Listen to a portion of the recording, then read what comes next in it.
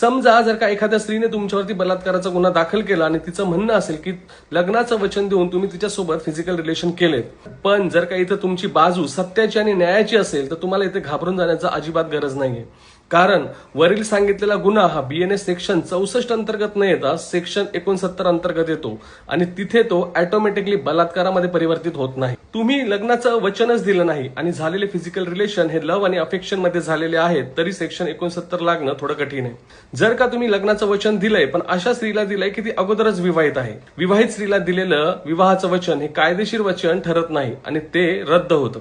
तुम्ही लग्नाचं वचन दिलंय पण ते प्रामाणिकपणाचं आणि सत्याचं वचन होतं, तिथे कुठेही कपट किंवा खोटारडेपणा नव्हता आणि तुम्ही आजही ते वचन पूर्ण करायला तयार आहात, पण परिस्थिती अशी निर्माण झाली की दिलेलं वचन पूर्ण करणं कठीण झालंय. अशा परिस्थितीमध्ये माननीय न्यायालय तुमचा हेतू खूप बारकाईने तपासत असतं आणि तिथे देखील सेक्शन 69 लागणं खूप कठीण होऊन बसतं.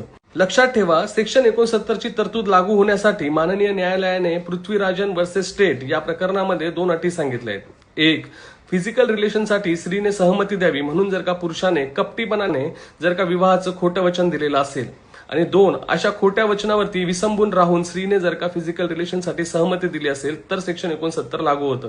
मित्रांनो, जर का तुमची बाजू सत्याची आणि न्यायाची असेल तर तुम्ही न्यायपालिकेवरती दृढ विश्वास ठेवा. इथे सत्याचा विजय झाल्याशिवाय राहत नाही. सत्यमेव जयते.